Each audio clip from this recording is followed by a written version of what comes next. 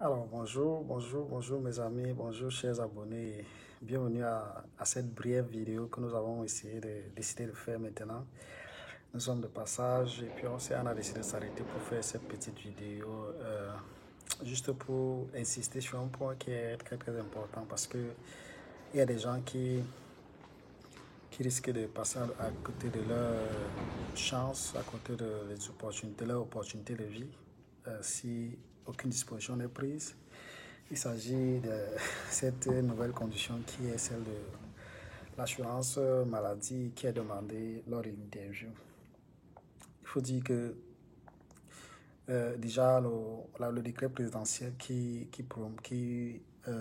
met en vigueur, enfin, qui proclame cette nouvelle condition a été signé, je crois, le 4 octobre dernier et il est clairement dit que les demandeurs de visa immigrants ou alors ceux qui participent à la vie lottery doivent, lors de l'interview à l'ambassade, démontrer une preuve d'assurance, d'au moins d'assurance maladie pour une couverture sanitaire de moins au cours, ils doivent démontrer une couverture sanitaire au cours de leurs 30 premiers jours sur le territoire américain ou alors démontrer des moyens financiers capables, moyens financiers à même de couvrir leur facture sanitaire durant leurs 30 premiers jours.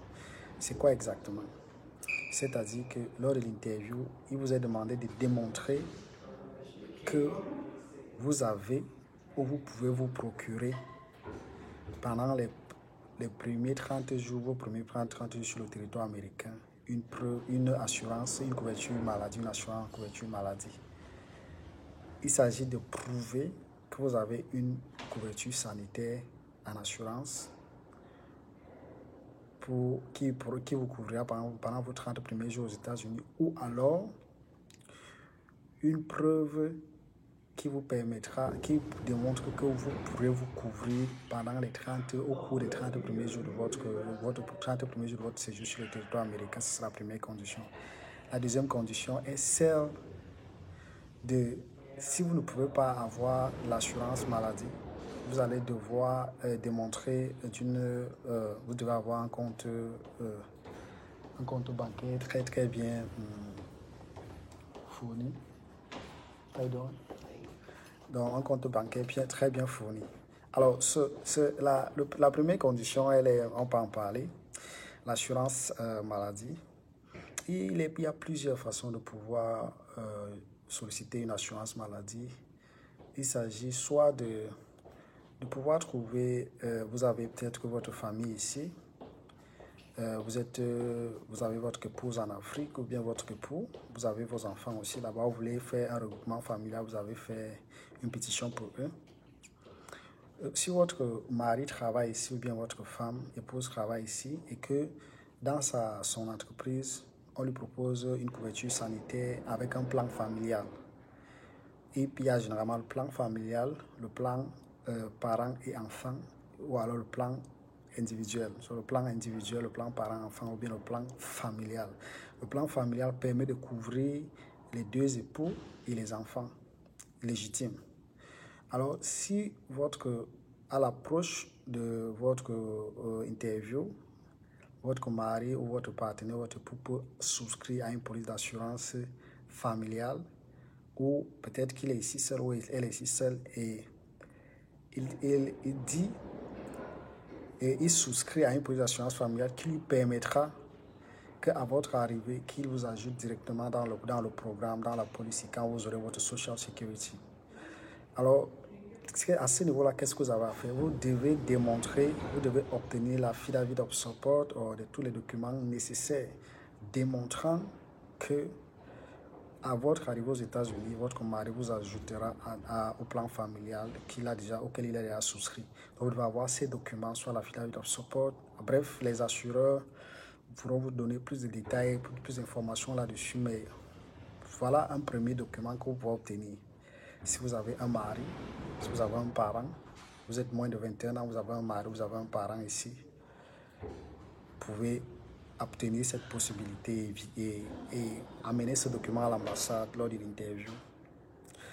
Parce que ce document-là vous dira clairement que vous êtes époux, votre mari a souscrit un plan et à votre arrivée, dès que vous réunissez les conditions avec la Social Security, vous pouvez rejoindre le plan. Ça, c'est la première possibilité. La deuxième possibilité, c'est celle de pouvoir acheter. Nous avons fait toute une vidéo pour proposer cela. C'est de souscrire, d'acheter une assurance voyage. C'est peut-être que la plus simple. Acheter une assurance voyage pour ceux qui sont célibataires, pour ceux qui sont libres, qui n'ont pas de famille ici, ainsi de suite. L'assurance voyage est la meilleure solution. Sollicitez aussi ça. La troisième solution est celle des gens qui sont déjà impliqués dans la vidéo, qui sont déjà impliqués dans la...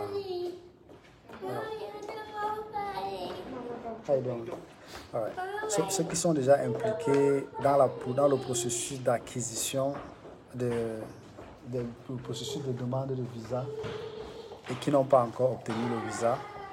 Donc ceux-là peuvent déjà, à partir de leur background, peuvent commencer à solliciter des emplois à partir de leur pays, de leur CV. Et s'ils ont une offre d'emploi et que c'est une offre d'emploi sérieuse, cette structure-là leur sort, ils ont un job offer, une lettre qui leur propose l'emploi, qu'une fois qu'ils sont sur le territoire américain pour avoir l'emploi, ainsi de suite, ils peuvent le faire, ils peuvent justifier de cette lettre, ce job offer, cette lettre-là, et maintenant obtenir toute la documentation nécessaire à partir du HR de cette compagnie-là et le package, le benefit package qu'on leur propose. Quelle couverture en assurance, quels bénéfices ils auront en travaillant si jamais signent ce contrat-là, qu'est-ce qu'ils pourront obtenir, ainsi de suite. Et quand ils ont ces documents, ils peuvent aussi ajouter dans leurs documents, dans leur dossier et amener ça à l'ambassade. Ça, puisque ce sont des entreprises américaines, à l'ambassade, ils peuvent savoir quel est le document sérieux ou pas.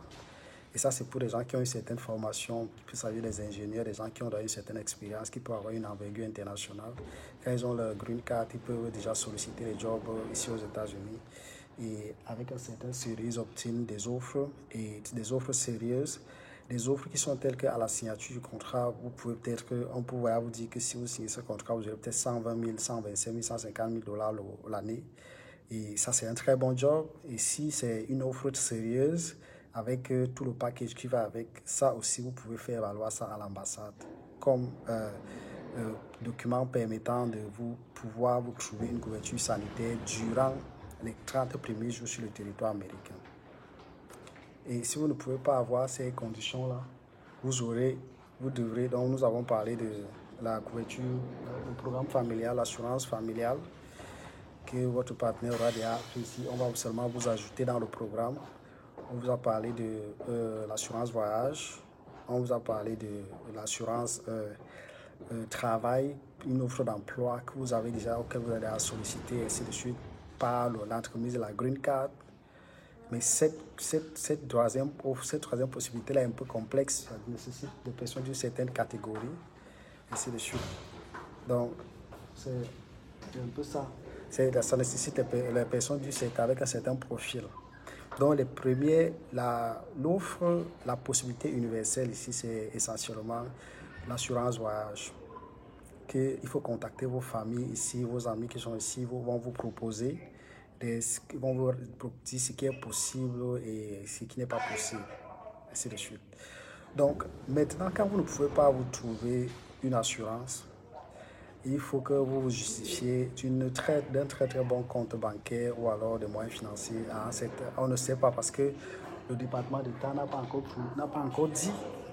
encore délimité combien il faut, quelle est l'échelle ou bien le niveau, le montant qu'il faut avoir, ou bien les moyens qu'il faut démontrer, parce qu'ils ont juste dit cette phrase qui est celle de démontrer des moyens financiers capables de couvrir vos frais sanitaires. On ne sait pas combien ces moyens peuvent s'élever. On ne sait pas vraiment à combien ils peuvent s'élever. Et jusqu'ici, ça reste vague. Donc, et vous savez, quand il s'agit des États-Unis, Les chiffres sont généralement très costauds parce que la santé, il faut se rappeler que les États-Unis sont en crise sanitaire, crise de couverture sanitaire. Voilà pourquoi cette décision, elle a plusieurs sens, mais l'un des sens qui va, c'est que, en fait, même les Américains même n'arrivent pas à s'offrir une bonne couverture sanitaire actuellement. Et il y a une autre option, une autre possibilité d'assurance maladie, c'est s'acheter une assurance privée. Mais une assurance privée coûte extrêmement cher que, que beaucoup de personnes ne pourront pas obtenir à partir de leur pays. Donc, et à partir de leur pays, et même quand ils arrivent ici, il faut avoir de gros moyens pour pouvoir s'offrir une assurance privée. Donc, toutes les assurances que je vous ai dites, la seule qui passe réellement, à laquelle je pourrais beaucoup encourager les gens, c'est l'assurance voyage, l'assurance voyage, qui est celle que vous pouvez facilement obtenir à partir n'importe où et qui peut vous couvrir aux États-Unis pendant un certain temps. Parce que l'acquisition de tout autre type d'assurance on va vous demander la Social Security et on va demander votre présence aux États-Unis. Voilà pourquoi pour le couple, le partenaire ou bien les enfants devront d'abord rejoindre les États-Unis. On va donc on va vous ajouter dans le Healthcare Family Plan, on va vous ajouter dans le plan familial. Il y a, même pour le job offre que j'ai dit, c'est quand vous êtes sur le territoire que vous avez commencé le job que vous pouvez, on va venir vous drop aussi quand vous avez signé tous les paperwork, on va vous drop là-dedans. Donc, c'est essentiellement ce que nous avions à partager avec vous. Donc, et vous savez, les États-Unis, à l'ambassade, ils ont tous les pouvoirs et les décisions sont discrétionnaires de ce côté-là. Donnez-vous toutes les chances. Donnez-vous toutes les chances, travaillez dur parce que je sais qu'il y a des gens qui sont séparés, il y a des gens ceux qui sont dans les groupes, le regroupement familial. Le regroupement familial, faites un effort de ne pas louper cette chance parce que si vous arrivez à l'ambassade que vous ne pouvez pas démontrer cette couverture sanitaire, votre dossier il est soit renvoyé, soit il est retardé, soit à un moment donné, vous allez vous décourager vous-même parce que ça va entrer dans les longueurs, les durées, ainsi de suite. Donc, assurez-vous que vous avez déjà tous vos documents ordinaires et puis travaillez dur, épiloguez, voyez entre tous ces éléments, toutes ces possibilités que qu'on vous propose là et voyez avec chacun selon sa situation ce qui est possible et faites un effort d'obtenir une police d'assurance pour pouvoir vous pointer et ce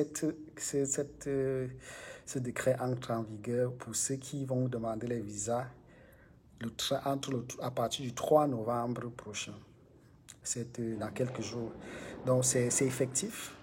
Et on aura peut-être que des confirmations de certaines informations en venant des premières personnes qui vont passer à l'ambassade. Mais il faut rappeler ici que le National Visa Center, qui est cet organe qui s'occupe des regroupements familiaux de toutes les façons, ou bien qui s'occupe des visas aux États-Unis, a déjà commencé à envoyer les lettres d'ailleurs. J'ai vu plusieurs lettres que certains de mes amis, certaines personnes que je suis ont reçues. Le NVC, National Visa Center, est en train d'envoyer des lettres de notification à tous qui, très prochainement, après le 3 novembre, ou le 3 après le 3 novembre, auront les interviews, cette lettre les a envoyées pour qu'ils se confondent parce qu'après on dit que nul n'est censé ignorer la loi. Donc ils prennent le soin d'envoyer les lettres à tout le monde qui est susceptible d'être concerné.